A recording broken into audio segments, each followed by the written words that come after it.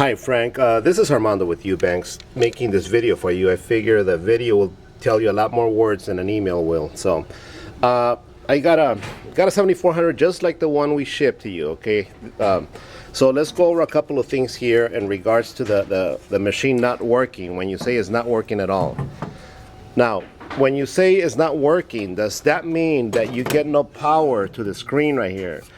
Do you get a blank screen, or do you get a little cursor on the side, or do you get the reset screen and when you press the reset button nothing happens? Those are the questions that that we need. That's the information we need. Now let me go briefly on how this machine should work, okay, or what to look for. Number one, make sure that you got power coming into the machine, circuit breakers on. I'm going over the obvious, and usually half of the problems are simple things, but the next thing you wanna see is this power supply has LEDs lit right here. You need to have 4 LEDs lit, which each one represents 1 voltage that the machine needs. The top one's 24, then 12 minus, 12 volts, and 5 volts. Also in the rear, you'll see 3 LEDs letting you know that you're putting out 60 volts to the amplifiers. The amplifiers, before you press the reset button, they will be all in red. Once you press the reset button, and I'll do it with the lid open, you will see them turn from red to green. Forgive me here. You gotta have this. Now, if you press the reset and nothing happens, there's a couple of things that you need to look for. Number one, you got to make sure that this wire sensor is not in, the middle rod is not in the down position. If it's in the down position, the machine will not reset.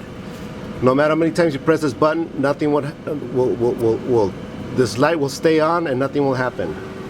Same thing with this little button here. Right now we have the lid open, so as long as this little white button is not pressed in, the machine will not reset. So first things is to make sure this rod is in the up position, or else the machine thinks it's out of wire, okay? So now we're gonna bring the lid back, and then we're gonna close and make sure that the little button is pressed in. If you have a pre-feed, or if you hooked up anything to the back of the machine, disconnect it just so we could isolate the problem to this machine, okay? So now when you press reset, the light will turn off. It will home in, it'll go one time, and then a second time, then it'll confirm by the guy to going up and down. Now there's another symptom, when you initially power the machine, this is what we call the greeting screen, where it tells you Eubanks auto strip model 74,000, press reset. This is the greeting screen. This is the cursor, sometimes you get no greeting screen, but you get a cursor that's just solid, okay? That means you either have a dead battery or the battery's not making good contact, and I'll show you what the battery is. Another symptom, right now once you press reset and the machine resets, the blades will go up and down twice. This is what we call the production screen, okay? And on the production screens, you're good to go. That's where we want to get. One more thing you need to check is if the fuse is blown, and chances are this problem is coming from this fuse. I'm just gonna take it out to if the fuse is blown, you will see the following. Okay, I took out the fuse to simulate that it's blown. The light will turn off. You will not get out of the greeting screen. You got a blinking cursor, okay? And if you open the lid, the amplifiers will be in the red, and well, this is just due to this button here. But let me press it while holding the button. Excuse me.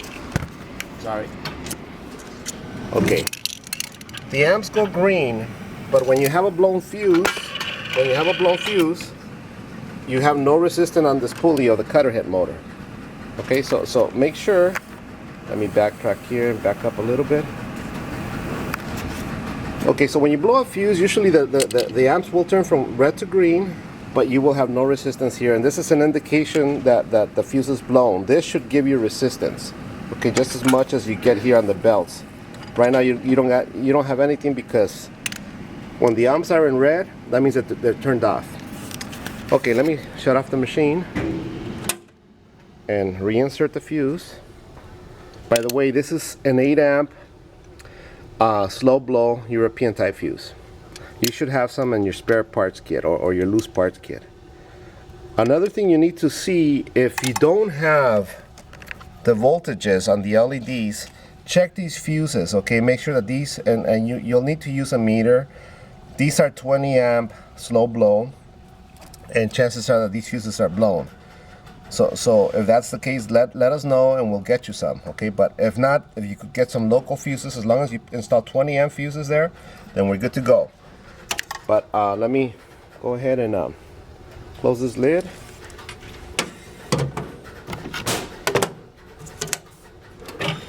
So it'll be one of those things. Either the fuses on the power supply, check for the voltages, make sure all the LEDs are lit.